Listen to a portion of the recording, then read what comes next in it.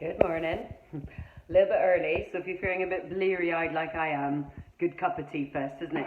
So it's the day after I went to the bank and paid off my first house. It hasn't technically been paid off yet because the lawyers should receive the funds today, and then the lawyers will send the funds across to the bank tomorrow.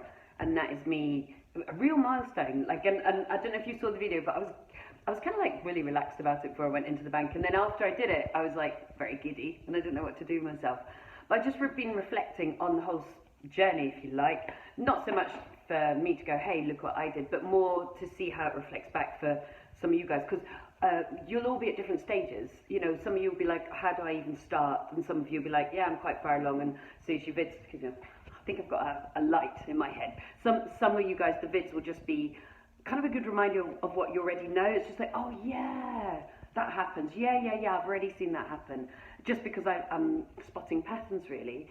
So, what does it mean? You know, nothing's changed. I'm still dressed for going to the gym. I'm going to the office first, and then I'm going to throw down with some of my friends, then I go back to the office. I still love my work. I love the people I'm working with. But I think what it means is time. So, the whole financial freedom thing is kind of a weird one because you work like crazy. Well, certainly, I've never met anybody who's become successful who hasn't worked like crazy in the early days. You work like absolutely crazy in the first few years. I mean, you know, the hours and the intensity as well. There's a very good book, I think it's called Peak something or other, by either Eric Anderson or Anders Ericsson, and it really studies how business people, musicians and athletes succeed. And it talks about a feedback loop, and I have a mentor, and I obviously, as you guys probably know, do mentoring and love it. It talks about pushing to the edge but never going over, i.e. injuring yourself, and it talks about consistency. So basically it's not just about putting the hours in, it's also about the intensity, i.e. pushing to the edge but never going over, the intensity of how you work. And I certainly absolutely sort of was hugely intense, as in very, very effective. There was no fluff for years and years and years. If you notice any fluff going on in your day, get intense. Write down the 3 top things you can do and just nail them. Nothing else happens apart from a cup of tea until they're done. Anyway, back to, so paying off the first house, what does it mean? It does mean that whole phrase of financial freedom. So I started in 2008, yes?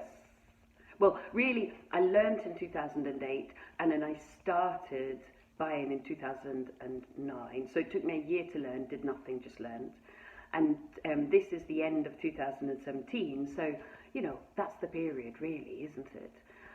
And next year, because we plan a year in advance, because I've got to plan my dates for like the mentoring guys and the workshop guys, the conference calls, so that people can put them in their diaries a year ahead. I have planned 182 days not working. Now, if you do your maths, 182 and a half days is 26 weeks, i.e. a half a year. Now, I should, touch wood, have an equally successful financial business because my portfolio is built. I'm now on the downward slope, as you can see, paying off houses. I should, touch wood, have an equally successful education business because I love doing it, and my team are very good at helping people as well.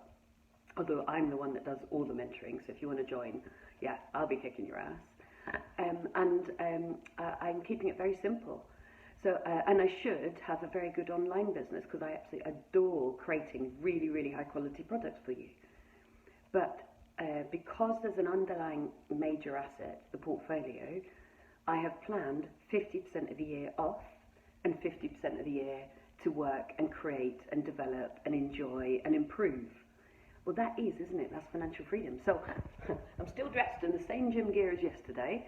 I'm still going to the office because I really enjoy it. I don't really need to much anymore, but I prefer to. Particularly, I like doing the educational stuff, and that needs to be in an office. I'm still working on the portfolio, although as you guys know, I work two hours a week roughly on it, but my team work on it and I check in. So we're currently working on utilities. So it's hot stuff, this financial freedom.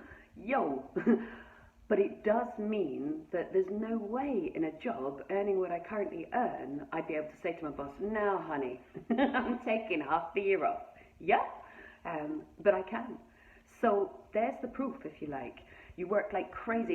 It's I don't know if the word is irony, but it's complete irony. You work like crazy. You kind of lose all of your, excuse me, my cup of tea. You lose all of your time freedom for a number of years because you're working so damn hard and so damn long.